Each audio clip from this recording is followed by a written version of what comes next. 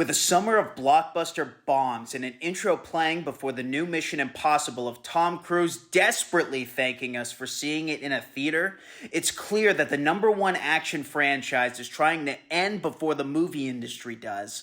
While this movie does deliver what it promises, its Tuesday release is a cheap trick to make the opening weekend numbers appear much higher than deserved. Paramount knows Mission Impossible 7 is good enough to do well, but it's being released at a time that people don't care to see the same recycled garbage anymore. So they're basically fudging the numbers. That's why just a couple of weeks ago, Indiana Jones's bomb was practically nuclear, and this time he didn't have a fridge to hide in. I believe this summer will be remembered as a pillar in the fall of movie theaters. So we're going to talk about that and, of course, Mission Impossible: Dead Reckoning. Get ready to argue because we are the Fandom.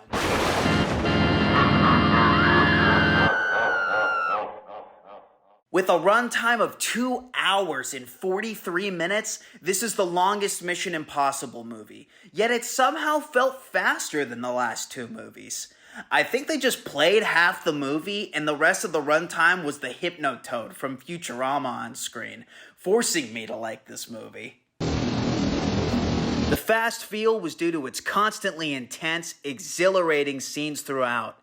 Yes, I did say fast. No, I'm not talking about Fast X. Get the hell out of here with that sloppy stank. Tom Cruise could run faster than Vin Diesel driving any car. Speaking of Tom Cruise running, of course this movie features one of those scenes, but visually this one was my all-time favorite version. Just like the running scenes, there's always a car chase scene, but this one actually had an interesting twist that raised the stakes. However, the two characters have an annoying back and forth that starts to become ear-piercing by the end. One goes, left, left, left. The other goes, okay, okay, okay. The other goes, what now, what now? The other goes, straight, straight, straight. God, I just wanted to scream, shut up, shut up, shut up! The final sequence had me non-stop on the edge of my seat. Any more excitement and I would have launched 1,000,000 miles an hour into the screen and tomatoes splatted on a bunch of small children that just happened to be sitting in the front row. They knew what they signed up for when they sat in the splash zone. They will all be in therapy for life trying to forget me. That's all I deserve. Don't you look at me! That being said, there were some pretty convenient solutions to major conflicts and scenes that just felt way too lucky. Yeah, not buying it. Also, I'm tired of seeing fights on trains where they have to keep jumping down to avoid things like tunnels and other objects. I'm pretty sure that happened in the new Indiana Jones, so there are 2 movies right now that do this. Fights on trains never get old, but this particular trope has become a tired one. A sleepy little baby that needs to be woken up with a bucket of ice water. Burn in hell! With borderline constant action, the movie actually manages to fit in a little emotion here and there. But don't expect to get teary eyes or anything. Fucking baby. Please cry for me. Please? I like it. Simon Pegg's performance actually displayed more emotion than I'm used to seeing from him. When someone's always funny, it can be hard to tell how good of an actor they really are. But he showed me that he has more to give than I realized. Ving Rhames also gave some powerful speeches. He's got that teddy bear thing going for him where you just want to give him a hug. And also rip out all his stuffing to use his intestines for your experiments. Oh, like you weren't thinking it. Of course, Tom Cruise is always great no matter what. But this movie is the most his character Ethan Hunt has ever lost control, as it's the most personal story for him in the series. So Tom Cruise had more range to work with in this performance than in previous installments. There were points where he seemed a little one-note to me, but it's impossible for him to not win me over every time I watch him, even when I'm just laughing at his intensity in real-life interviews. There's a new female main character, Grace, played by Hayley Atwell, known for playing Captain America's love interest in the MCU, Agent Carter. She had a lot of charisma and great chemistry with Tom Cruise. Honestly, I wouldn't mind her having her own spin-off, even though the internet's reaction to another female reboot may be big enough to cause the apocalypse. There are a few big female characters in this movie, and I must say, They're all hot. If I were psychic, I'd be sensing some more X-rated deepfake videos of Vanessa Kirby popping up in the not-too-distant future. What? I didn't Google that last night in bed after watching the movie. You did! Seriously though. She displayed her acting chops by technically playing two characters and having them both feel completely different. I thought she was great. Klementieff, at least I think that's how you pronounce her name. I just looked up videos on how to pronounce it, and it was just people going, Klementieff,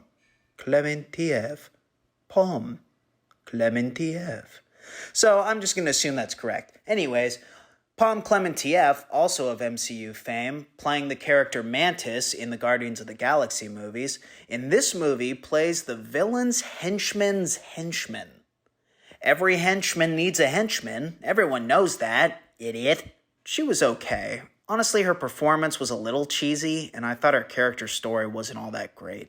On the other side of the coin, Rebecca Ferguson returned for her third appearance now in the series, and I really liked her story. Spoiler alert, still no boinking between her and Tom Cruise's character. Come on!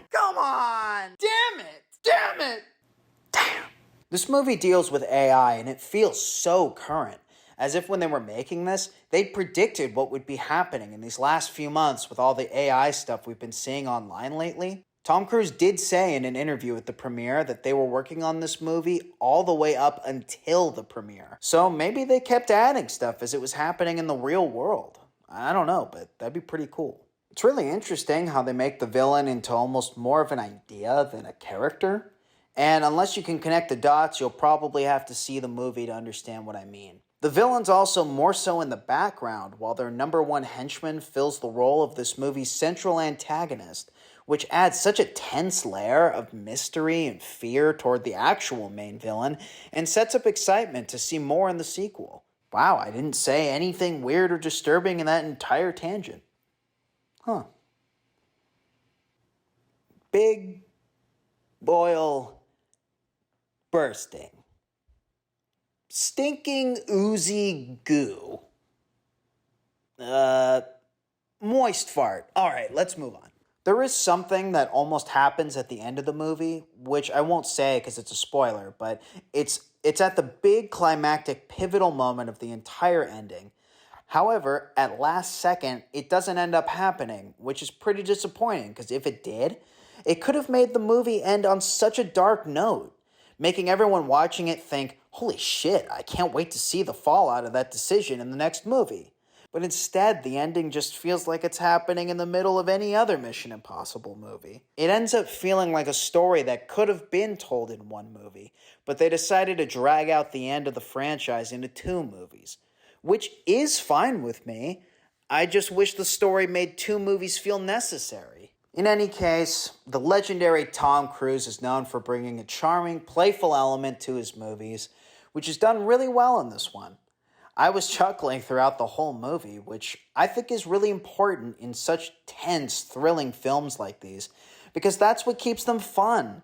That's the key element in these major blockbuster popcorn movies, a genre that's sadly on its last leg. As you probably know, superhero movies and Disney have been keeping theaters alive for a long time now. With Marvel and the rest of Disney heading downhill fast, superhero movies won't be able to save the theater experience much longer if James Gunn can't get DC to take the baton. Interesting experiences like the Mario movie, Avatar 2, and Across the Spider-Verse can still fill seats, but movies like that are few and far between nowadays. Moviegoers are used to being spoon-fed the same regurgitated product over and over again, and they've clearly had enough. Their trust has been broken too many times, so they'd rather wait to check most movies out on streaming. Can you blame them? Once theaters are gone and streaming is all that's left, will movies this big still be possible? Will the Mission Impossibles and the superhero movies even still exist? Streaming seems to be less lucrative than the theaters,